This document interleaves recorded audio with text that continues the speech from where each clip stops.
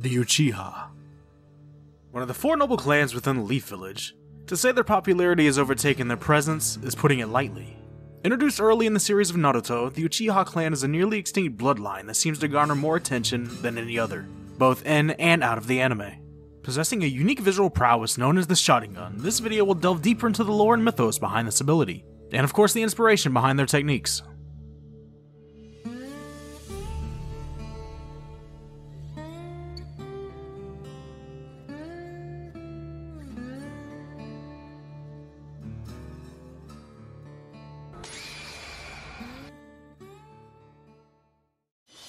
There is something they can't defend against.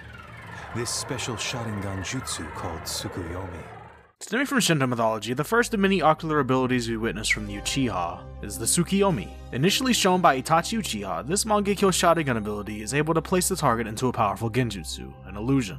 When used on Kakashi, we are able to see firsthand the dark and brooding landscape created by this jutsu.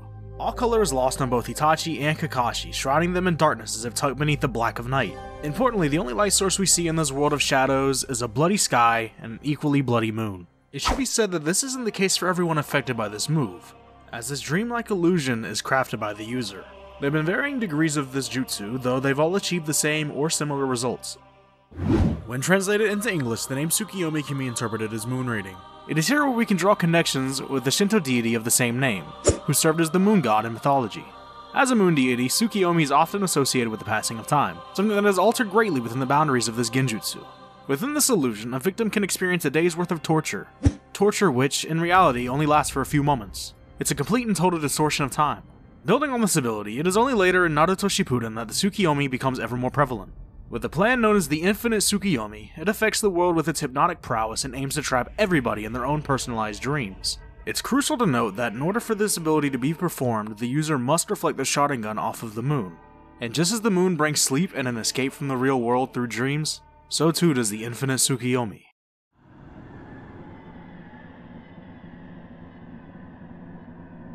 Amaterasu. The second of the Sharingan's advanced techniques shown by Itachi is the Eternal Black Flame Amaterasu. Able to burn without end, it's often considered to be one of the strongest fire release jutsu. Said to be the hottest of flames, this fire is even capable of burning those weaker than it. Ruthless and unrelenting, with heat similar to the sun, it's no surprise that this jutsu is named after the sun goddess Amaterasu. Being the firstborn and the eldest of her siblings, Amaterasu is said to illuminate the heavens. It is this intense, fiery description that has earned her a place within the Naruto world alongside her brother Tsukuyomi. Like how the sun and moon are destined to be opposites, so too are Amaterasu and Tsukuyomi. It is interesting to note here that these two Sharingan techniques, when used by Itachi, take refuge in different eyes, with Tsukuyomi on the left and Amaterasu on the right. In one of many tales, the reason behind their separation comes from the fact that Tsukuyomi had slayed the goddess Ikimochi during a banquet. Being there on behalf of his sister, this deed greatly upset the sun goddess, forcing her to flee from her brother and avoid him at all costs. After attaining his Mangekyo Sharingan, Sasuke is capable of using the very same Amaterasu technique. Taking this jutsu into his own hands, however, he is able to enhance it further.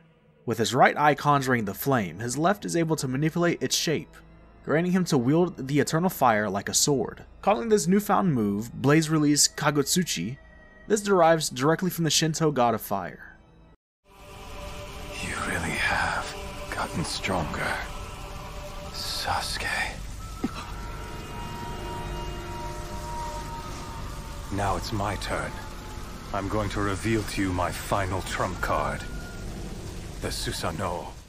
With the sun and moon covered, now it's time to talk about the most destructive abilities given to those who awaken their Sharingan. Unlike Amaterasu or Tsukuyomi, which inhabit only one eye, the usage of this jutsu requires both eyes to form. Being the most popular ability we see showcased from various Uchiha members, those who have managed to perfect this move seem to draw representation from Tengus, legendary creatures within Shinto mythology. Often they were viewed as gods, though this is not where the Susanoo garners all of its inspiration. Primarily based off the god of the sea and storms, Susanoo was the younger brother of Amaterasu and Tsukuyomi. There's something poetic to be found, how these gods are depicted with the sun and moon in either eye and a raging storm to connect them. Just as the forces of nature are chaotic, so too is this jutsu. Often regarded as the ultimate defense and offense, it is the perfect way to interpret and showcase its destructive origins. Banished from heaven due to the violent nature of his storms, it was here where the most iconic of stories originates. Taken in by an elderly family, this is where Susanoo learns that 7 of their 8 daughters had been captured and eaten by the evil serpent, Yamato no Orochi. In exchange for their daughter's hand in marriage, Susanoo sought out to slay this beast. With a bowl of sake left as an offering, the serpent drank itself to sleep. Once asleep, and unsuspecting, Susanoo struck and split the snake into pieces. From Orochi, Susanoo found the blade known as Kusagi no Tsurugi, otherwise known as the grass-cutting blade. Now, I would like to mention here that both the blade Sasuke and Orochimaru use is called the Sword of Kusanagi, or the Kusanagi blade. It seemed as if Masashi Kishimoto had taken a liking to this story especially, as during the final battle between Itachi and Sasuke, this is where we first witnessed Susanoo take form. Helpless to fight back and having overused his curse mark, out emerged an 8-headed serpent from Sasuke. In this new retelling of Orochi and Susanoo's fight, we witness 2 vital weapons in Itachi's arsenal that connects him with the mighty storm god. The first is his blade, the Sakigare longsword, and the second is the gourd, which serves as a Sakigare's sheath. When pierced by this blade, one becomes sealed and trapped within a genjutsu-like world of drunken dreams. Just as the sake had been vital in slaying Yamato no Orochi, so too was it needed to free Sasuke from the clutches of Orochimaru. There's no mistake.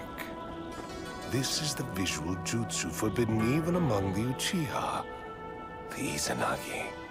I certainly didn't expect to see it here, of all places. While the previous Sharingan abilities are both impressive and mighty, they are far from being the ultimate jutsu of the Uchiha clan. Being descendants of the Otsutsuki clan, it is here where the father of creation was born. Stemming from the creation of all things technique performed by Hagoromo Otsutsuki, the ocular jutsu Izanagi was created. While most of the jutsu performed by the Sharingan typically cast illusions, the Izanagi is able to do something far more magnificent. Able to entrance reality, often this ability is used to rewrite and overrule damage and injury inflicted on the user. This is showcased well during the fight between Sasuke and Danzo, who, with multiple Sharingan, was able to use this forbidden technique several times. The overall explanation is tricky, so I'll just allow the clip in the background to go into more detail for me. The Izanagi, an Uchiha forbidden jutsu, where the user sacrifices sight and that eye to tie illusion and reality together. The Izanagi is the practical application of what you know as the Sage of the Six Paths, creation of all things. A jutsu that can make fantasy into reality. That is the Izanagi. Long story short, this makes the user of Izanagi near immortal on the battlefield. Fortunately, the caveat to this is that it can only be used once, as the sheer strain of this jutsu causes blindness. It is because of this blindness that robs them of their signature dojutsu alongside its potential that the Izanagi was made forbidden. In mythology, Izanagi is one half of the creation duo who formed the lands of Japan. Being the creator of life, his name means he who invites. The most noteworthy of stories involving Izanagi involves his descent into the underworld, Yomi. After his wife passed during the birth of their final child, Kagutsuchi, Izanagi set out to retrieve her and return to the surface. Though he succeeded in finding her, it was too little too late. Disgusted by the sight of his deceased wife, Izanagi fled the underworld and sealed it so that none may enter and that she may never escape. Afterwards, he had washed away all of the impurities that the underworld had given him, giving birth to several deities in the process. From his left eye, Amaterasu was born, from his right, Tsukiyomi, and his nose had given shape to Susanoo. It's important to note how the nature of the god Izanagi is represented in Naruto. Branching from the creation of all things ability, the jutsu itself is able to create and birth new life, should the user be harmed. Primarily seen as a defensive move, this could reference his cowardice as he fled from Yomi and his wife. He cannot escape this loop. He'll remain stuck inside this samsara. So this is the other Uchiha forbidden jutsu, the companion to Izanagi. A jutsu that decides fate. This is the Izanami. And lastly, we have the pinnacle of all Sharingan abilities, the Izanami. Being a genjutsu that targets and affects the physical senses of another, it is capable of creating what appears to be an infinite loop. Originally created to combat and prevent the overusage of Izanagi, this eternal loop will continue to cycle until the affected mind finally accepts their fate, rather than fighting to circumvent it. Being the wife and the other half of the creation duo, as well as the goddess of death, Izanami holds just as much importance as her husband in Shinto mythology, as her name mirrors her husband's, meaning she who invites. After passing during the birth of her child, the fire deity Kagutsuchi, Izanami had become the matron of the underworld. After witnessing her disfigured, rotten face and fleeing from Yomi, Izanami had been sealed from the world above. It was after this that she had vowed to take 1,000 lives every day, a threat which was met with a promise. The promise that Izanagi would create 1,500 lives in rebuttal. When looking at the stories and comparing it to the creation of these jutsu in Naruto, the similarities are well hidden despite being in plain view. In an act to create life, Izanagi allows the user to continually defy their fate. Izanami's entire purpose, however, is to prevent the abuse of such power, keeping the other in check while maintaining order and balance. Incidentally, the only way to truly defeat this illusion is to accept your fate, making this an ability not to be used on an enemy, but rather somebody who is close to you that has lost their way. Throughout Eastern media, representing their mythology is something that is common to see, especially so in anime and manga. I hope that this video helped explain and enlighten you to some of the origins behind some of the most popular jutsu found within the Naruto universe. If you enjoyed this video, why not jingle bang that like button, subscribe, and hit the bell notification for future uploads. This has been Steve Wukong, and I'll see you on our next journey.